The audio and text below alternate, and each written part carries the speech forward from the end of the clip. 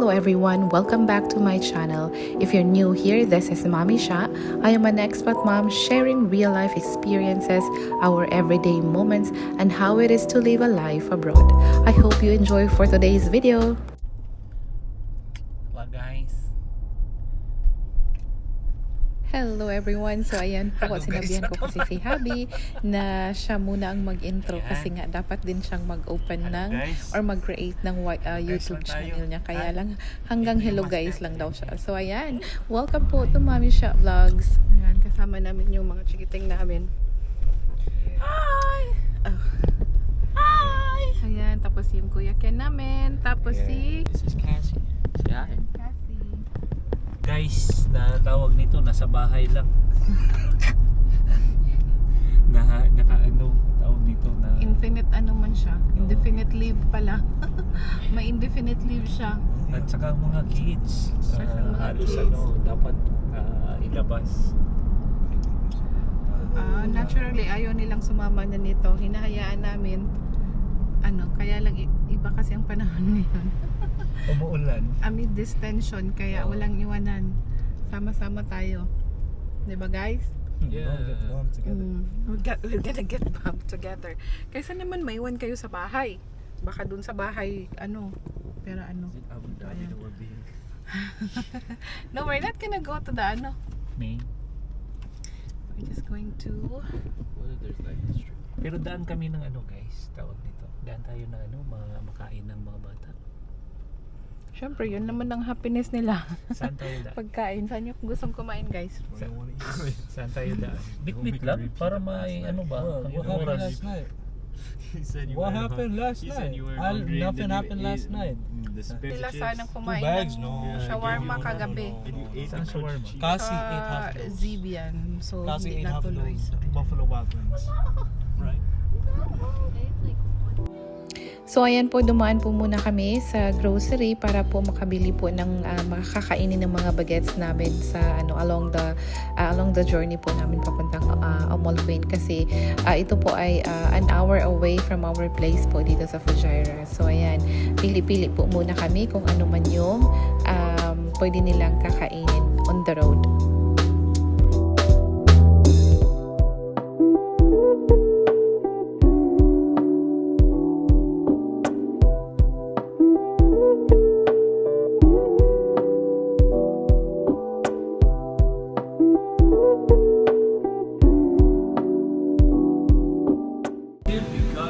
Ayun may mga sandwich.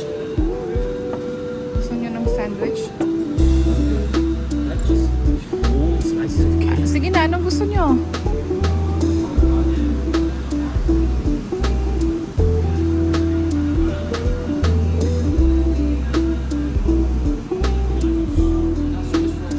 Ano kayo ng drinks kay Cassie sa bahay nyo?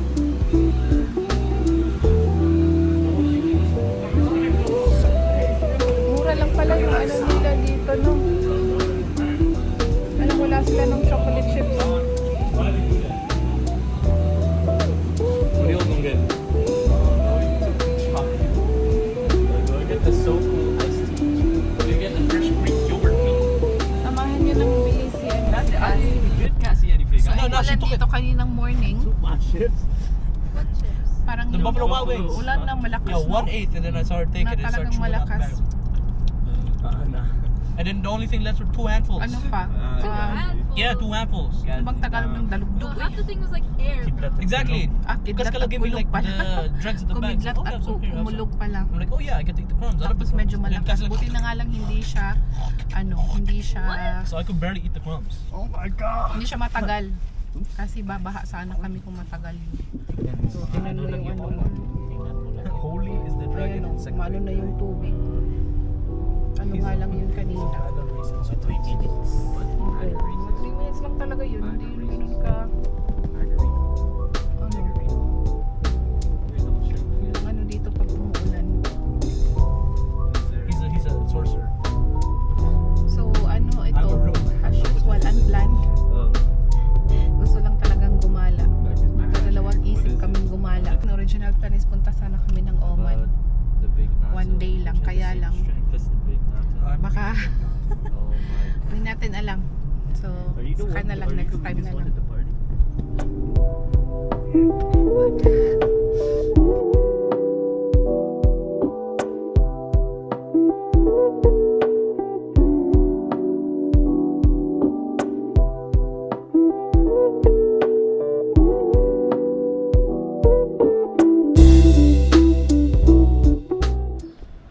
So ayan, ito po yung first stop namin for today's video.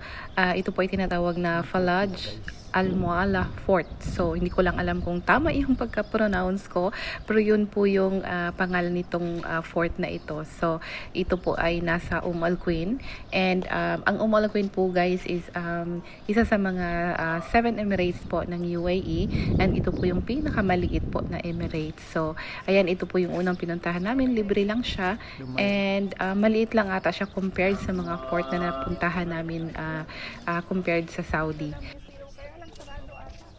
Tanaw na to.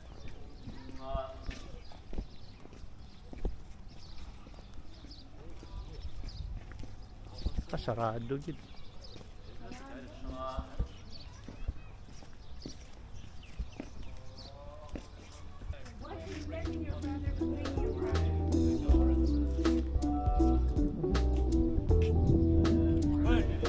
Next stop po namin ay ito pong tinatawag nilang The Mangrove Beach dito sa Al Quwain. So medyo maraming tao kasi holidays po, but honestly wala naman po kasi sigurong tourist spot dito sa UAE na konti lang yung tao. Usually marami po talagang tao. So ayan, but holidays kasi, so medyo napadami din talaga yung tao.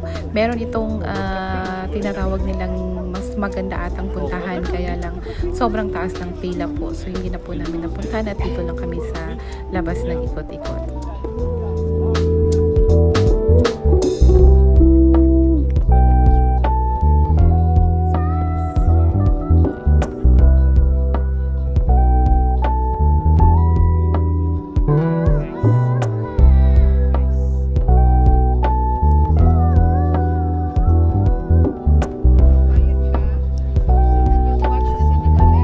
Oh, you will watch.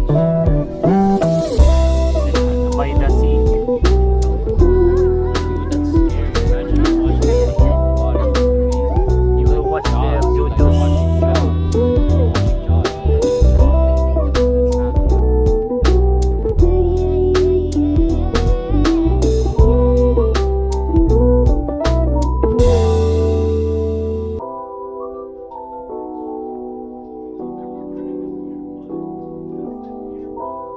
Nice area.